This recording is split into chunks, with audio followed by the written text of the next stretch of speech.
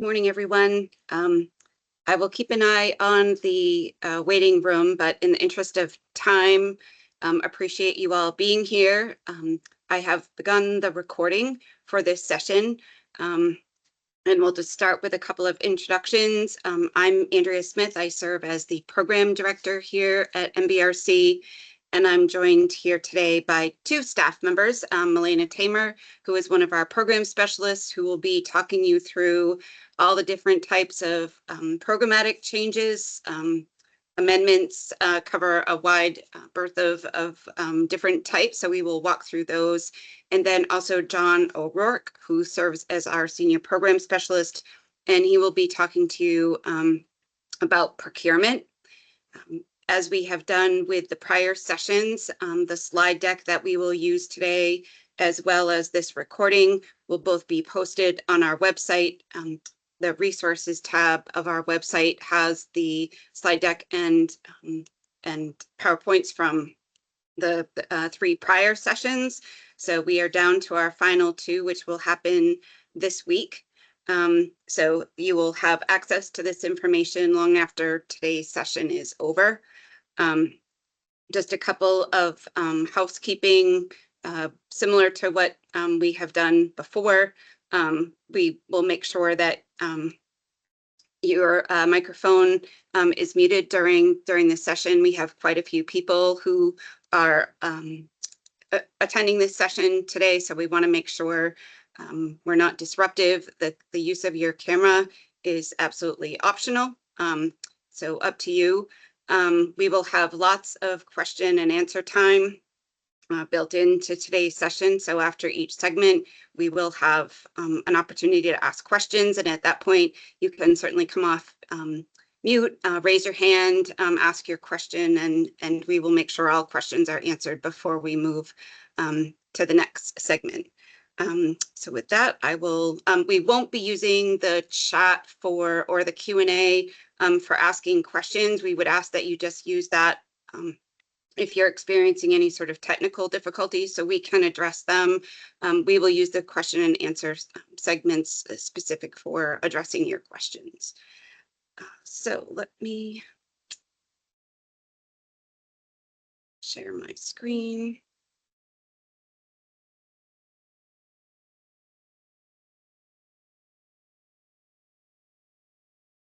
Hopefully that works for everyone.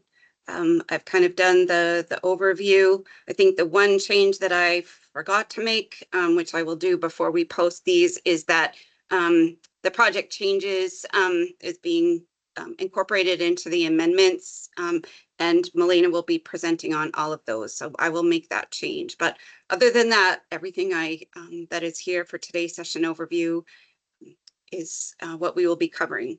And with that, I will turn it over to Milena.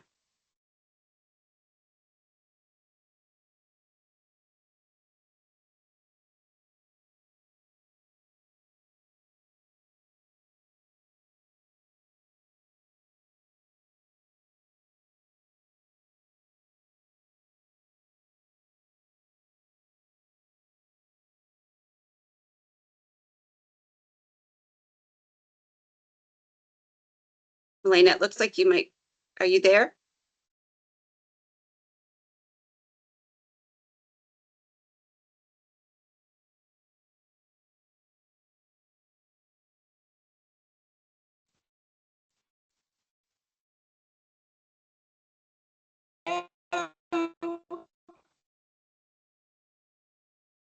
So Milena, you're breaking up a little bit. Maybe try shutting off your camera. See if that helps your cause.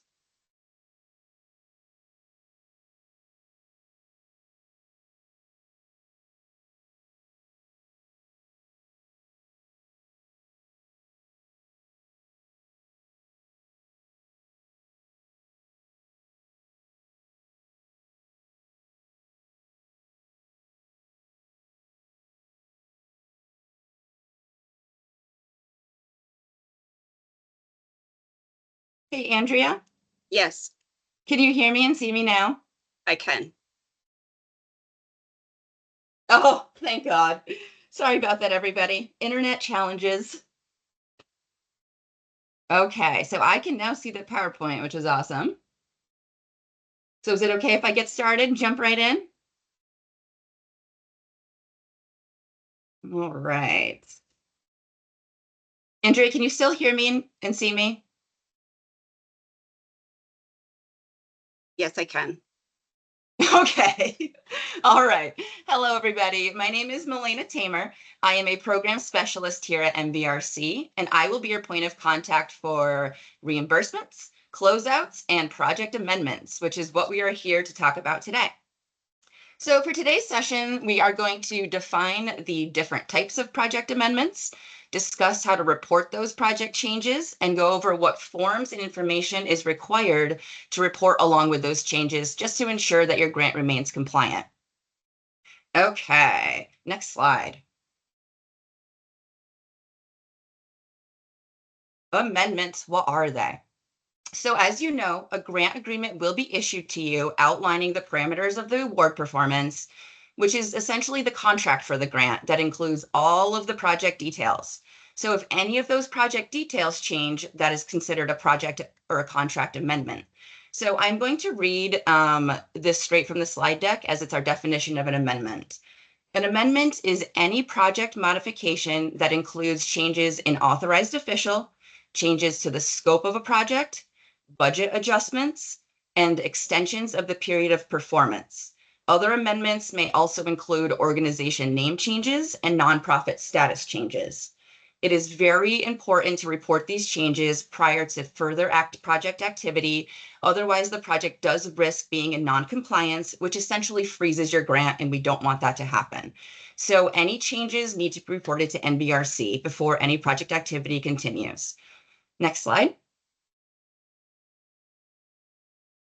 Okay, so how do you report these changes? Next slide, please.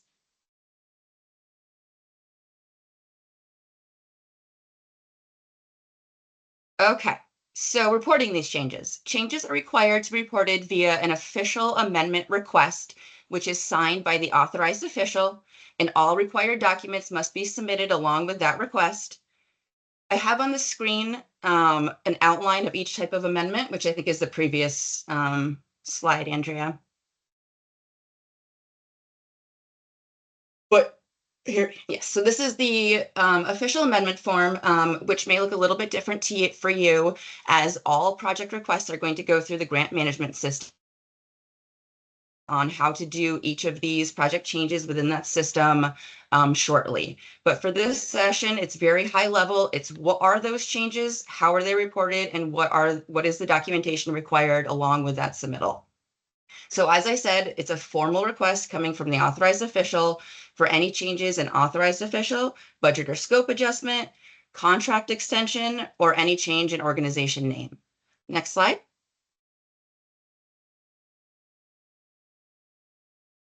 Okay, so now we're going to dive into each of those project changes and what's required to be reported.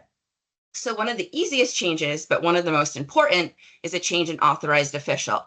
This is the person that you have identified already as a signature authority in your organization. This person should already be identified in the GMS and is the person that will be listed on your grant agreement. They are responsible for signing all binding and financial documents, often the mayor, supervisor, CFO, select board chair. It may not be the person who's administering this grant, but is the person who signs off on all of that binding documentation and financial documents, including the request for reimbursement. So if this person changes, it must be reported via an official amendment request, along with a key contacts form, which is all of that contact information for that person. And then we also require an official resolution from your organization naming that person as the authorized official. And we have a template on our website if needed. And then once all that documentation has been received by NBRC, the grant agreement is updated with that new contact information and a new signature is requested. And then that new authorized official is now the signature authority. I repeat, this is an important change to report because no reimbursements will be made unless they are signed off by the authorized official who is listed in your grant agreement. Next slide.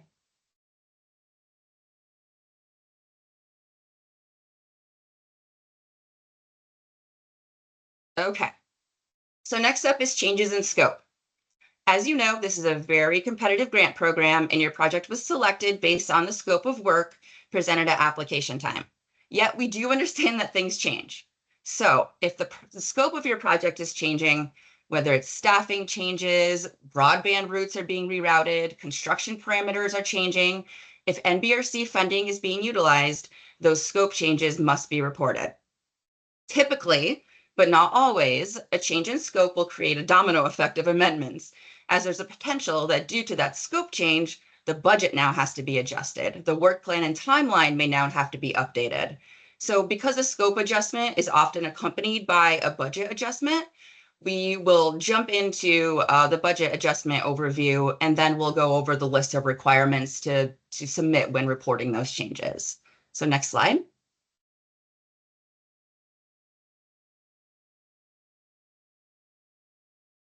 Well, I guess I went through this one as well. Okay, so changes in budget. First and foremost, the NBRC award amount cannot be and will not be increased, even if the total project costs increased. Any cost overruns are the responsibility of the grantee.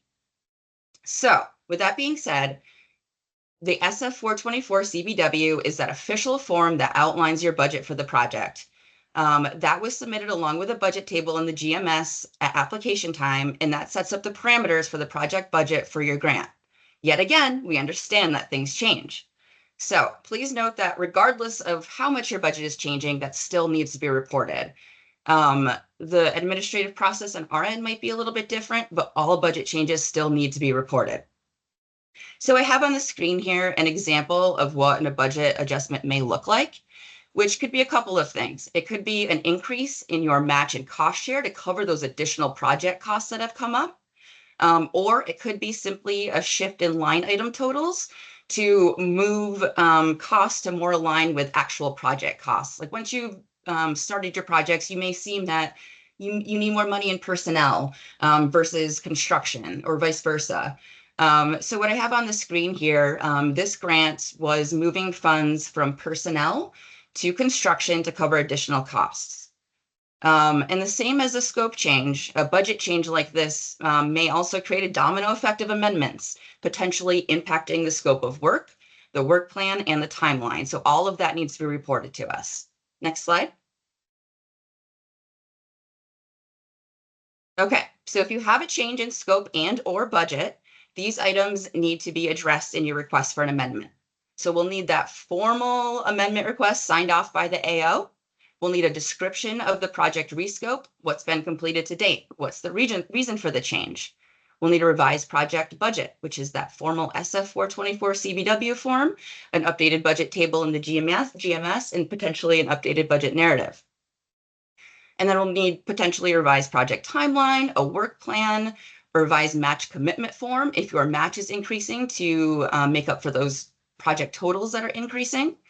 You need to address whether or not the changes in scope or budget will impact NEPA review or any sort of historical preservation review. Again, the main point here, you don't need to remember everything that's required at this time. All of these lists are within that contract request form, outlining everything that's required. All of this is in our compliance manual. It's all on our website. But again, it's just very important that all of these budget and scope changes are reported prior to any project activity continuing. Next slide. Okay, moving on. So this is not something you need to worry about right now, but as you know, you have 3 years to complete your project as scoped. If the project requires additional time, a request can be made for a 1-year extension. And to support that request for a performance period extension, we'll need a couple of things. Again, that formal request form signed by the AO, a justification of need for that contract extension, a revised project timeline, a description of project progress to date, a confirmation the budget and scope are not changing.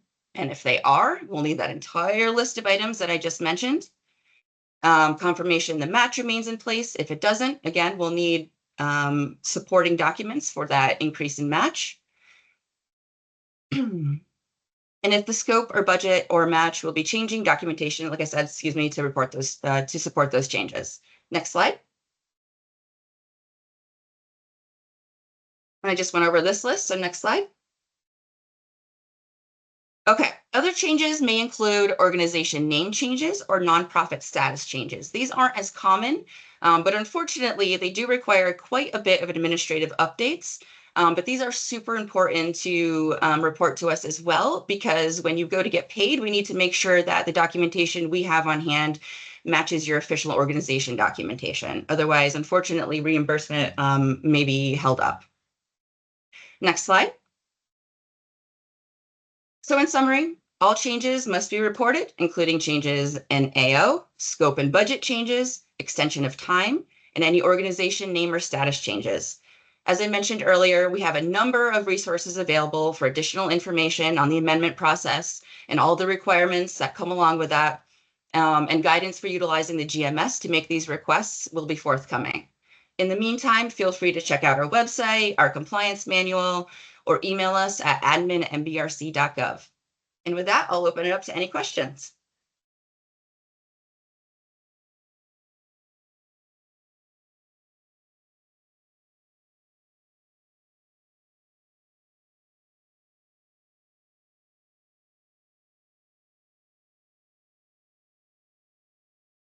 I see Susan has her hand up.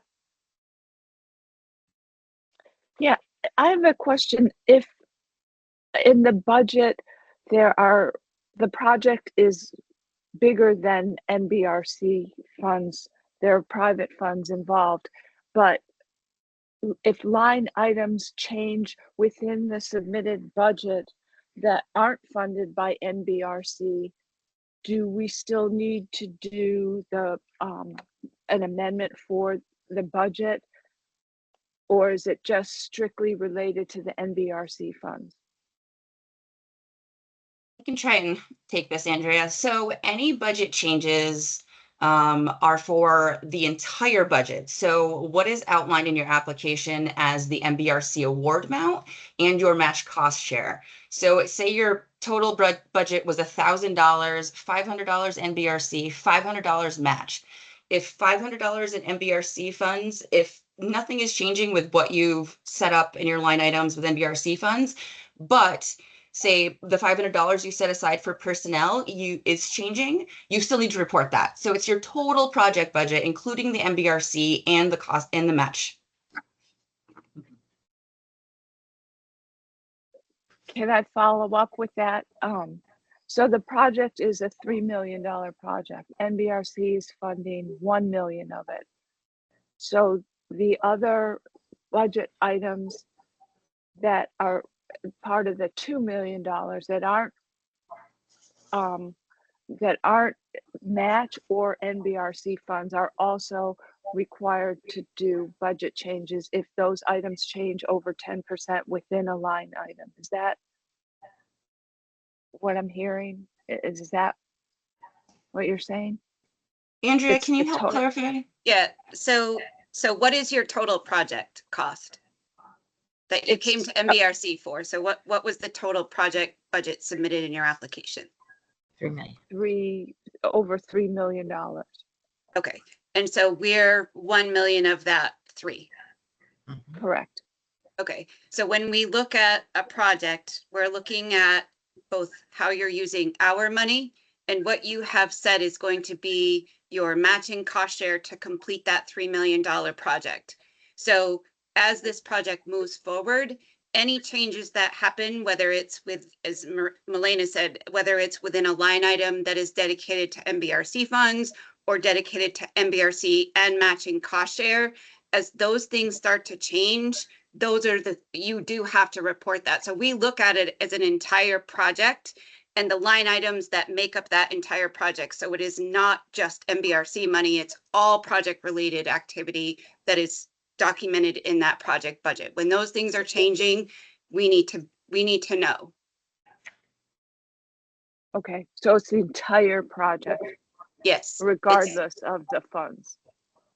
Right, because in order for you to complete a project, so as we move forward, and we touched on it in the first session, as you move towards securing a notice to proceed, which is NBRC's sort of green light for you to begin all project related activity, you will have to document to us that you have that those additional funds secured and committed to be able to complete the project. So at some point in this, as we proceed, you're going to have to document to us where all those matching funds and cost share funds are coming from.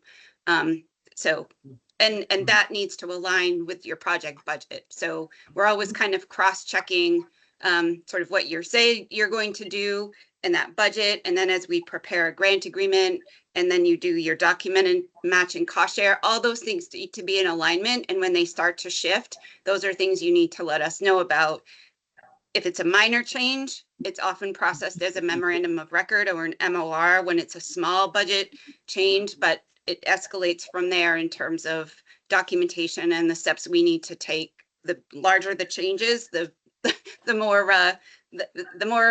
paperwork and often an amended grant agreement. So Okay, thank you.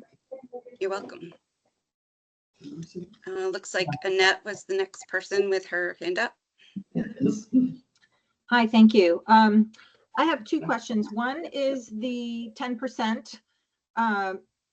Is it true that we do not need an amendment for changes up to 10% within or across budget categories?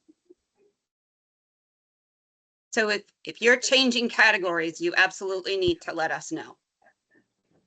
If the percentage is below 10% in a line item, those are things we still need to be made aware of. It just becomes whether we process it as a memorandum of record, which essentially is just saying we know where you're moving money, or it's larger, meaning you're now adding a category that wasn't there before, and sometimes that that sort of carries into needing to do more documentation, might mean a revised SF424 CBW. So as we proceed, we need to make sure we know that you're spending your money in alignment with how you budgeted, how you produce your budget to us, right? So as you're coming to us for reimbursement, if you have personnel line items, but nothing in equipment, and you submit a reimbursement for equipment, we're going to compare your request to your budget. And if that doesn't match up, that reimbursement would be rejected, and we would come back to you to say you need to fix your budget.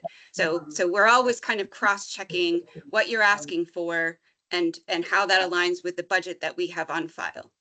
Okay, and so if it's within the 10% parameter, we let you know by using the contract amendment form, but we don't at first submit all the backup. Okay, I see you're nodding.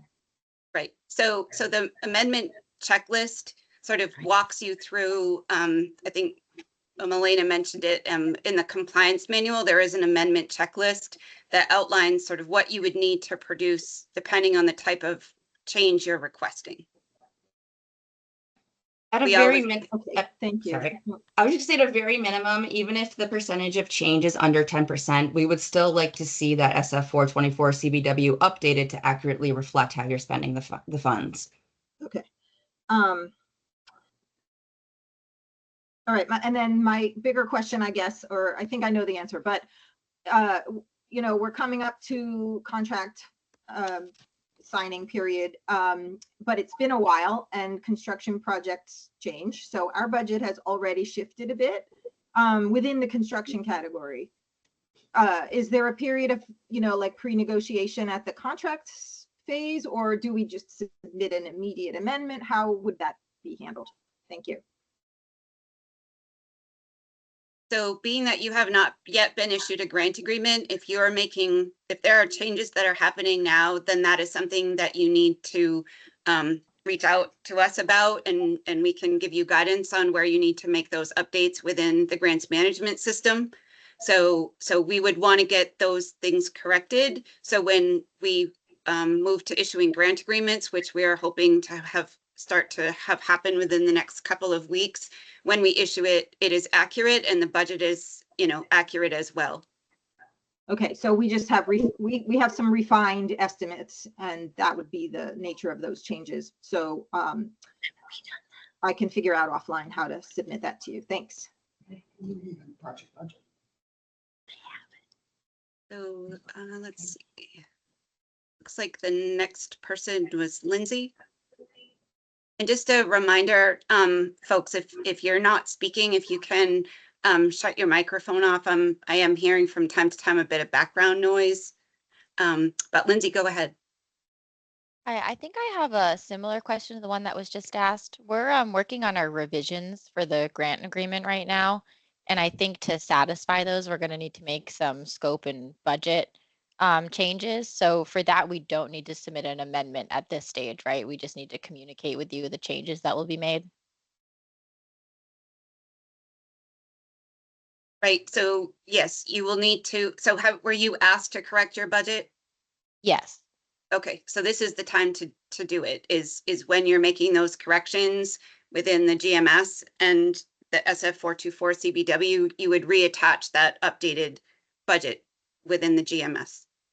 Okay. All right. Thank you. You're welcome. Looks like Sue. Hi there. I'm the AO for this grant, and I'm in the GMS section, and I'm obviously still in the project initiation phase right now, where I'm uploading a lot of forms, from the NEPA form to the acknowledgement form to the debarment. Long story short, I'm seeing across that screen words like created. A little bit further down, revision initiated, submitted, converted to award. I'm not seeing mine go past created or past revision initiated. So, but I see the forms are in there. I'm just kind of I don't understand why it's not highlighting submitted in green. Is that a silly question? No, so you have finished submitting all the required documentation that we asked for? Yes. Okay, and you know that you've hit submit, because we were having a number of people who were attaching documents but weren't submitting them, which is kind of what the GMS then triggers a notice to us that something has happened in that record. You know, I thought So- I had pushed submit, but I'm not sure really Yeah. where on that screen that word was there. So yeah, if you want to email us at admin@nbrc.gov, we can circle back and provide you some guidance. But that's what we've been finding, is that people have been uploading information but not hitting submit. And that needs to happen on your end, as I said, in order for us to get a notification that a record has changed. You will not see your record convert from where it currently is until NBRC has confirmed that you have everything that is needed to move you from its current state to the next phase, which is when we will begin to obligate money and issue grant agreements. So that change from your current state will be something NBRC will initiate once we're satisfied that the record is fully updated. Okay, I understand. So in other words, if I just did them this morning, because I did them again this morning, because I wasn't seeing them in my forms file, and I can now see it in the forms file, but my little thing hasn't moved to submitted yet. So that's something that you guys do on your end. You need to hit submit. I'm saying that the change from your current state of sort of in revision to the next phase won't happen until we have all those documents submitted. So it's as long as you've gone in and made sure your things are there and you hit submit, then we will take it from there. Did you have a question? Okay. All right. Thank you so much. Appreciate it. Yeah. And if for some reason it's not working, by all means, just reach out, to us via that admin email address. Okay. Looks like Anne is the next person with her hand up. Hi there. My question's about possible change of executive director that might happen for our organization, it's just a nonprofit, during the lifetime of the project. So a change in executive director would result in the need to update our signatory, but would that also be a nonprofit amendment? It would not, unless the name of your organization is changing, we would only need the authorized official information. Okay, got it. Thank you. You're welcome. Amy?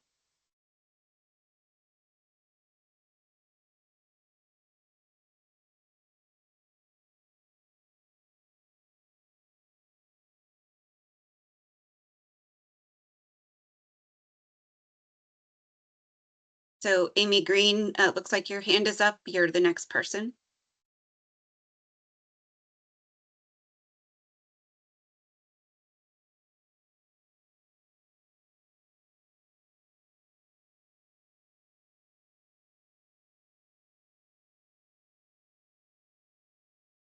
Hi, can you hear me?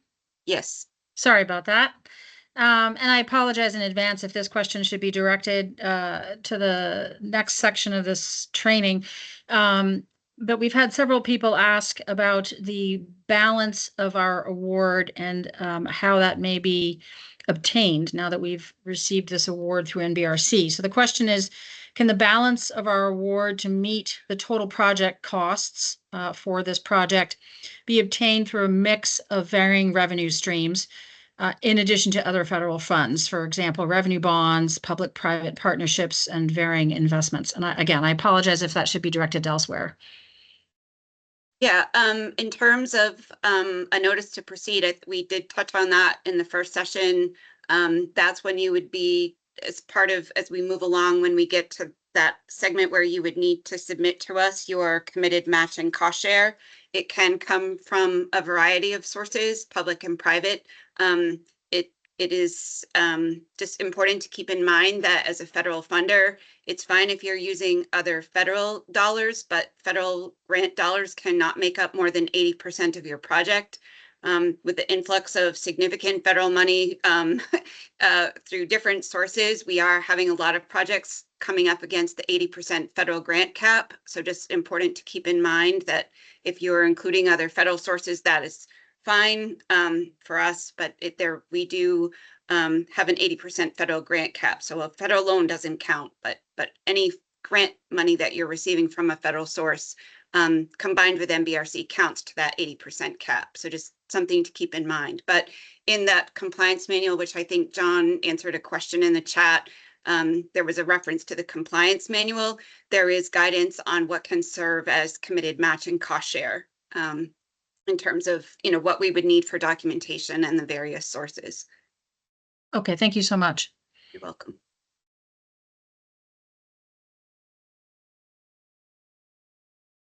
I don't see any other hands, but want to make sure if there's other conversation or other questions people have, we pick that up before we move on.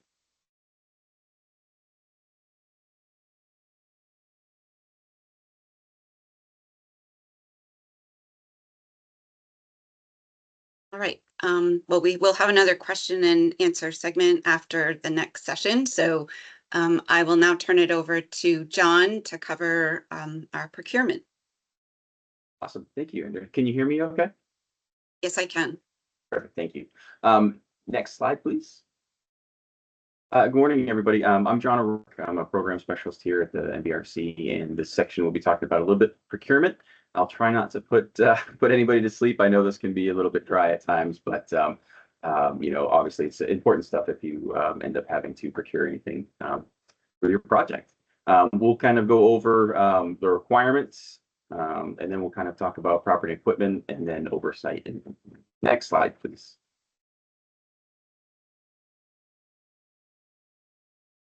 Alrighty. So the biggest thing with the procurement requirements, you'll hear us talk about the Code of Federal Regulations 2 CFR 200, which applies to us. Procurement actions involve the purchase of goods and services needed to support the grant award. I won't read through everything on every slide. You will have this and available to you along with the grant compliance manual if you do need to reference it. So I'll kind of just briefly go through these slides, and if you have any questions, we have a question and answer session at the end, and you can feel free to put your questions in chat as well. You've probably heard us say on a few of these that you should have a notice to proceed for procurement. Please do not commit or expend funds before you have your notice to proceed. It's very important. We mentioned it a lot, and I know we probably sound like a broken record. We have come across this in the past sometimes, and things can get a little bit sticky. So if you have questions, if you're under pressure or something needs to get done, please just communicate with us, and then we can figure out a pathway forward. It's much easier if you ask the question ahead of time than if we have to try to figure out a way to fix it after the fact. So please communicate with us, and the best way to do that is through the admin at nbrc.gov. And again, the Code of Federal Regulations, they're basically, they govern a lot of the actions as far as the procurement. We want to make sure that these funds are spent appropriately and legally, and we want to make sure that we can make this process as painless as possible.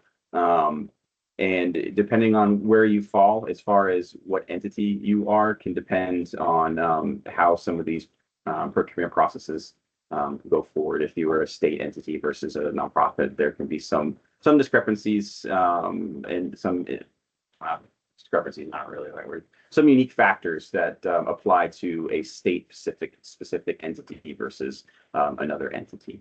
And at the end of the day, the grantee is responsible for the funds and for the procurement requirements and making sure they are followed appropriately. Next slide, please. All right, we want to make sure that it's a full and open competition. We want to make sure, like I mentioned earlier, that these funds are being spent appropriately. So all procurement transactions must be conducted in a manner providing full and open competition. Again, referencing the 2 CFR 200, and we want to, as much as possible, ensure that objective contract performance and eliminate potential or perceived potential competitive advantages. So we want to make sure it's all on the same playing field. We don't want to play favorites, but we want to make sure, the reason for that is we want to make sure that our grantees get the most amount for the money that they have and being good stewards of federal dollars. We kind of get in a little bit to ensuring that all solicitations contain a clear and accurate description of the product or service being procured. This is basically just to make sure that you're getting what you are asking for and making sure that you can compare apples to apples when you're looking at different bids and proposals. Grantee must ensure that all pre-qualified lists of persons, firms, or products used in acquiring goods and services include enough qualified sources, again, to ensure maximum open and free competition. If you get into a situation, we know, a lot of the times we have projects very far north or very rural, and we may only get 1 or 2, 3 bids, things of that nature. So if you do have an issue where you are having difficulty acquiring multiple bids or proposals, please let us know and we can help assist you through that. Next slide, please. And here we're kind of going to get into Made in America. Accordance with the policy of the United States government, consistent with applicable law, use, terms, and conditions of federal financial assistance awards and federal procurements, recipients must maximize the use of goods, products, and materials produced in and services offered in the United States. There's a couple links to the executive order, and basically just detailing, the ensuring the future is made in all of America by all American workers for the executive order that was originally issued on 25th January 2021. This has been, this shouldn't be new to anybody if you've been in procurement for a while.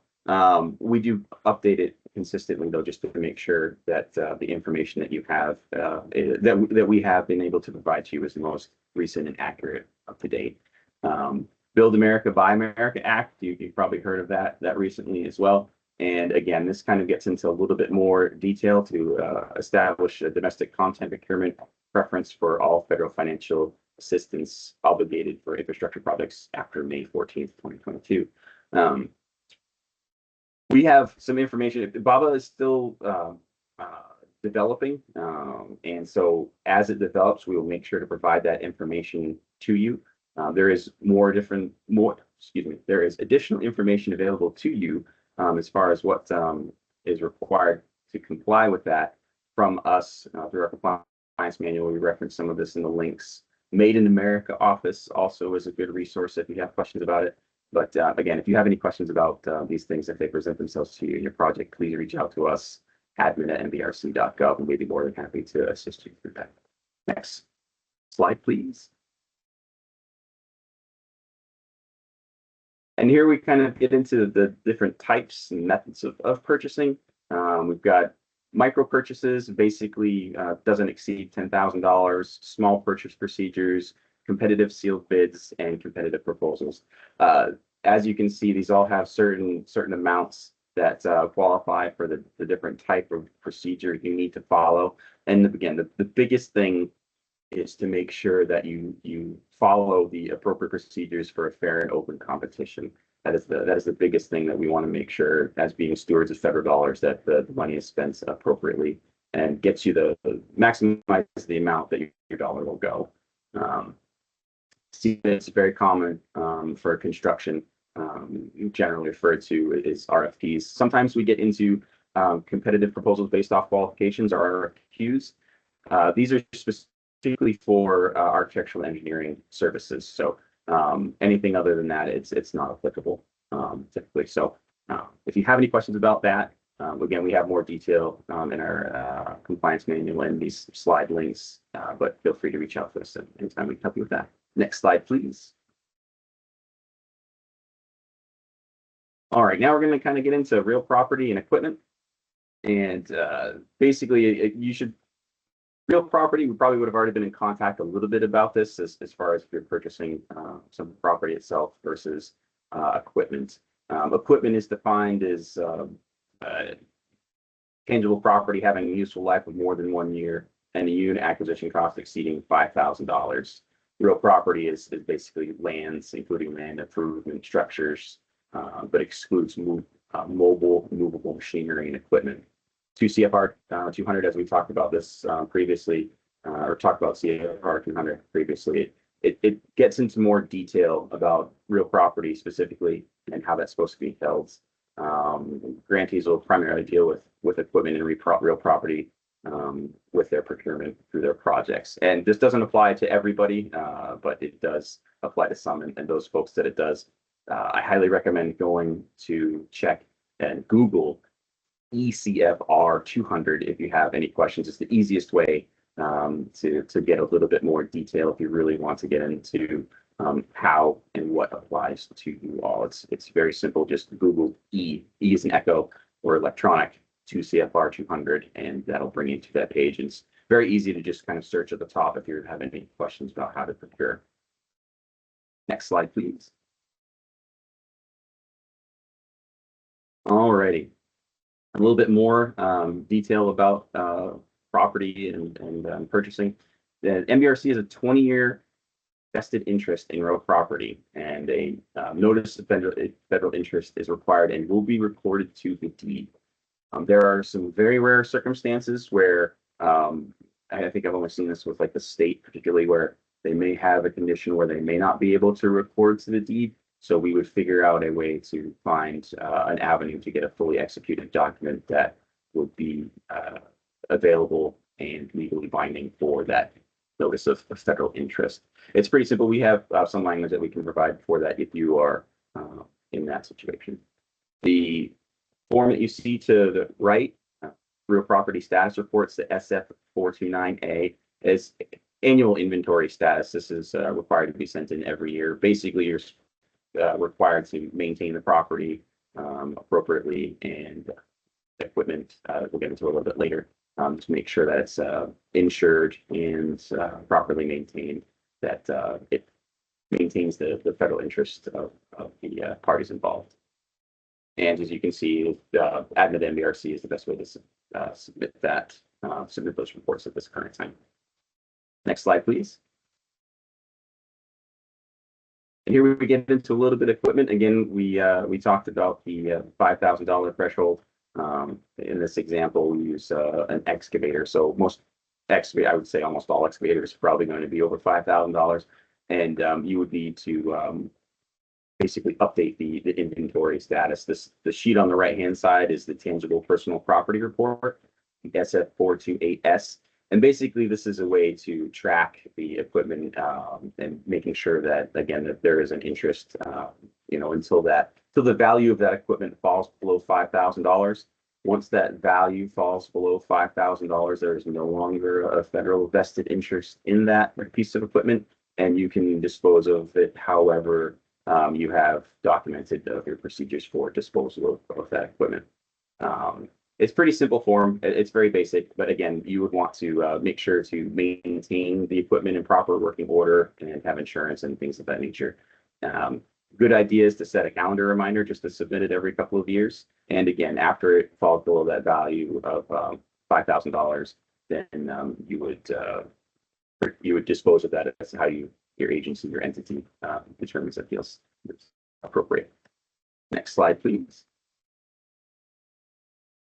We get into a little bit of oversight. NBRC seeks to exercise responsible stewardship of federal funds in a manner that is transparent and accountable to the public. We've kind of already gone over this a little bit. Grantees are responsible for managing federal funds in compliance with applicable laws, regulations, and the terms and conditions of the NBRC grant agreement. We kind of went over that as well, but we feel that's a good point to just highlight that again, just to make sure that we're pretty clear about that. Next slide, please. And that's it. Anybody have any questions? I know I went over that pretty quickly, and I know this is a lot of information all at once. And again, a lot of the information to CFR 200, you can search for that right online, get a little bit more detail of that as well. I think I see Linda, you have a question?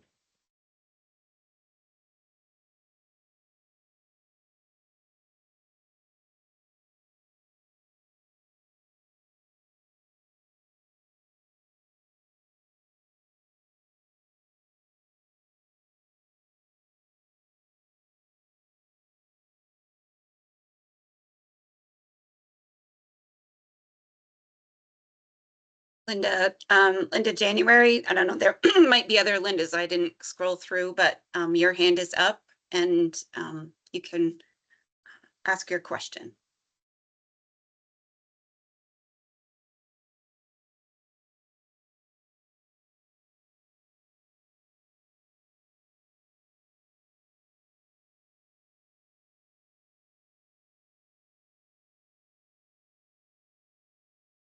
Okay, Linda, I see in the chat you can't unmute your mic. If you want to type in your question. I enabled her mic, so I think she should be able to do so now.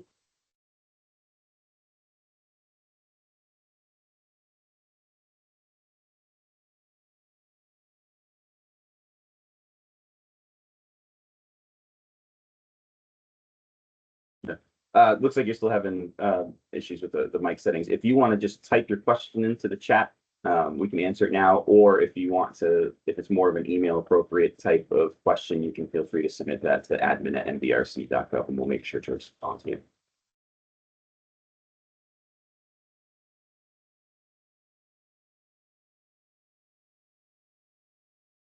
It looks like your question is how long do we need to keep the equipment inventory? And the question is forever. The equipment inventory is for as long as that equipment is above the $5,000 threshold. So whatever your schedule of diminished values happens to be, at that time, if it falls below the $5,000 mark, then at that point you can dispose of it or keep it as your entity feels appropriate.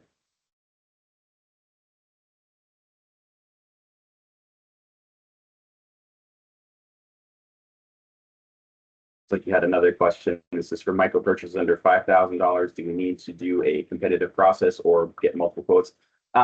You know, I always recommend looking for multiple sources for that, even if you're not required to do a bid process or get multiple quotes. I like to stick with the rule of three for anything that I'm trying to procure, just to make sure you're getting the best value for your money. But for under $10,000 under the micro threshold, it's definitely good practice to get multiple quotes, but you don't necessarily have to go through a competitive bid process if that makes sense. Sure thing. You're welcome. Looks like Lindsay is the next person with her hand up. Hi, so I'm a consultant. We've been helping the town of Bethel with like the whole application process and their project. And we were basically procured like a long time ago under a request for qualifications. It was like 2015, I think, Okay. because we've been doing a bunch of work for their like wastewater treatment facility and like their sewer systems and everything. Do we need to get a new request for qualifications for this project, or could we submit that one that we had used previously? I think if you would be able to contact us at the admin at nbrc.gov to provide a little bit more background, there is potential if you are, it's a little bit sticky when it gets to things like that. But if you are functioning as the town or city or whoever functioning as their engineer at large, basically, they don't have an engineer or you're somehow increasing capacity and it's not based solely on this project specifically, that you are functioning as an employee in a sense. Depending on what documentation and information that you could provide us, there could be an avenue for that route as well. And you might be considered staff time, but we would need more information regarding that. Okay. Okay, yeah, I'll send an email. Thank you. Okay, awesome. Sure thing. Chris, you have your hand up. Yes, hi, thank you. With the Adirondack Land Trust, and we have 2 properties where we're investing in. So we already own the properties, and we know that we need to record these notices of federal interest. First is on timing. One project is very close to being shovel ready, so there will be clear investments on that property. The other one is going to be starting in the planning phase, and then the actual site development will be later. But what point in time did those get recorded? It's there is a difference between every single project and when the property is acquired. Typically, for the notice to proceed, and we have that secured. But if it's something where it's several different planned phases of the project, and also if it's just, it also depends on, and I'm not intimately familiar with your project as a whole, so I'd have to take a look at it to get a little bit more detail. So all this is based on just what I know in the last couple of minutes. Okay. We'd have to take a look at that information. If that acquired property, if you already own the property and it's not part of the project itself, and it's going to be the significant improvement to that property that would require that trigger that notice of federal interest, it would pretty much be at that time that is established. And then we would just make sure that is recorded, and then we can move forward with that. But it wouldn't necessarily need to be done before you start the project itself and before you have the grant award and things of that nature. So if you want to reach out to us, we can kind of work with you a little bit more on timing of that and to make sure that we're all on the same page, depending on what you're planning to do with your project itself. But planning and things of that nature wouldn't necessarily trigger the NFI, but the actual physical improvements of that would, if that makes sense. Okay, that's great, because there's other site-specific questions on how much of the property is covered by this, and also we're in negotiations with the state of New York to sell a conservation easement. So whether or not that triggers the sold or transferred to another party provision and requiring the commission's approval is another question that we need to clarify. Okay, yeah, if you want to reach out to us at some point, we can discuss that a little bit more in detail offline. We'd be more than happy to do so. Appreciate it. Thank you. Okay. And I know else? I was just Go going ahead, to say, John, I think we've referenced a couple of times the compliance manual. There is very detailed guidance on notice of federal interest requirements within that manual. And if a project has been flagged as needing an NFI, that is something we have required to be on file before we would process a reimbursement under a full notice to proceed. Thank you. Yep. So just in case that's helpful as you think about, sort of what you need to do first and second and third as things move forward. So. And we realize this is a lot of information, so that's why we have a lot of those resources from the resource page on the NBRC.gov website. Please go to that if you have any questions at all. There's a lot of information, like Andrea said, in the compliance and grant administration manual that details a lot of this information, because we realize this is a bunch of information all thrown at you at once, and it's among your other things that you're doing. So please feel free to reference that at your leisure. Does anybody else have any questions at this time? I will turn it back over to you, Andrew. Thanks. Right. Thank you, John. So just a couple of reminders. We have one more new grantee training session, which is scheduled for this Thursday. So that is going to talk about closeouts, NBRC's desk review process, and also our community visit initiative. So again, most of this information is intended to be more high level of making you aware of the different programmatic requirements. We certainly understand as you start to move forward, you're going to have more questions for us. So I know we hinted at the way information needs to be submitted to us. You are our first round of grantees who we're going to go that it's a positive thing that we have this grants management system, and we recognize all of you have had to figure out kind of a new way of doing business with NBRC, especially if you have had prior awards with us.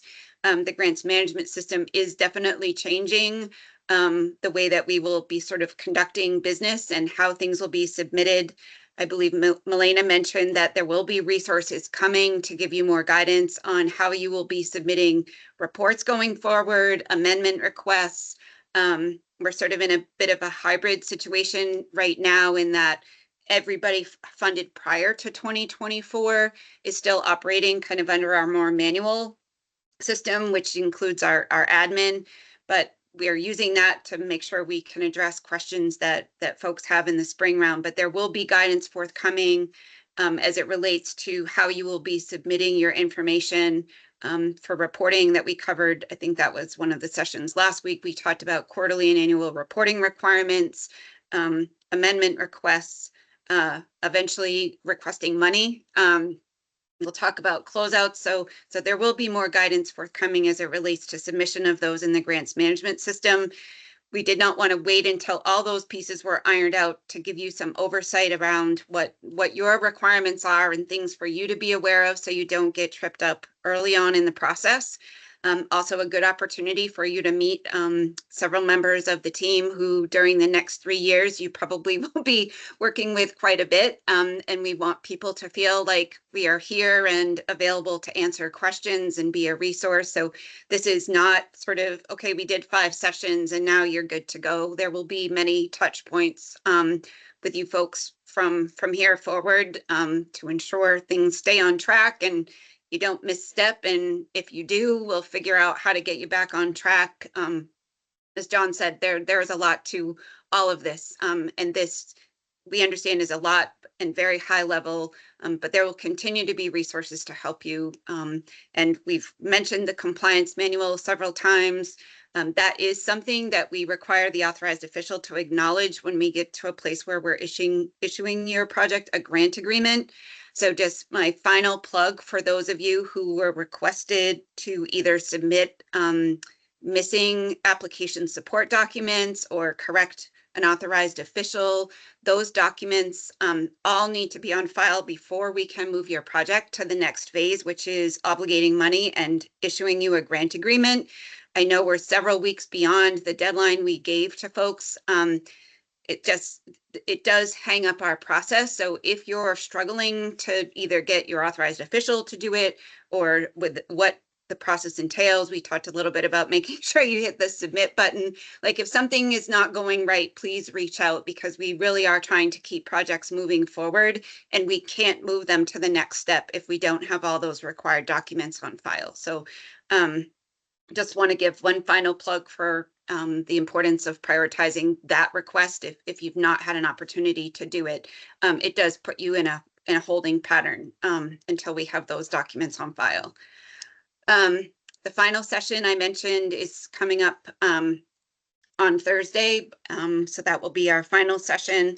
As these resources we're talking about become available, they will be added to our website. We have a grants management system section of our resources tab. So if you're having some challenges in the grants management system, I would encourage you to go to that resources tab and look at what we already have there. While there's some pieces that we're finalizing, there is a lot of resource available already as it relates to the grants management system. So I would encourage you to look at that information if you're sort of new to navigating the grants management system. And I think other than that, I think those were the big things we wanted to sort of touch on this morning, but open to if there's any remaining questions from people. Hopefully we will get these slides and the recording up on the website probably within the next day or two. So it will remain a resource for you. But just want to thank you again for your time, and one last call for any questions for any of us from the NBRC team.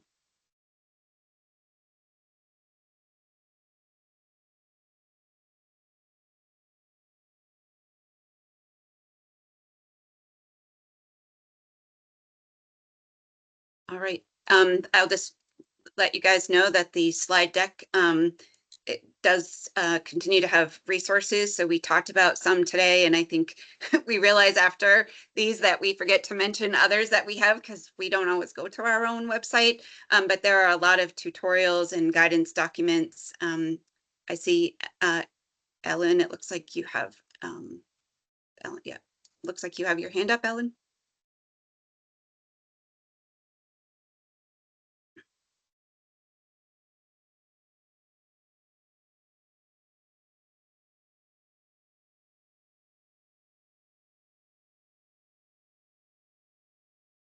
Ellen, did you have a question for us?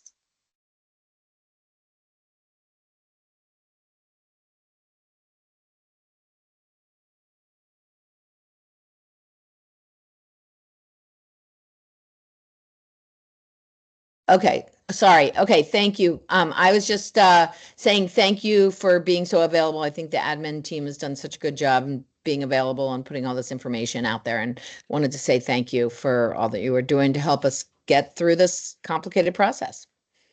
Awesome. Well, thank you very much. You're most welcome. We get excited about making the awards, and we also realize that's followed swiftly by the reality of all it takes to complete a project, and not, you know, life throws us hurdles, and grant awards are no different. So thank you for that. And we will remain available. So you might get sick of us, but we'll be here. Thank you. Any other questions?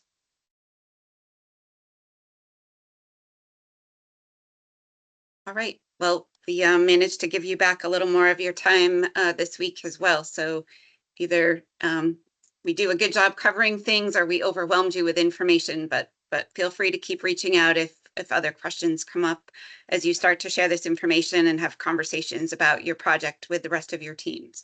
And with that, have a great rest of your day. Thanks again for your time.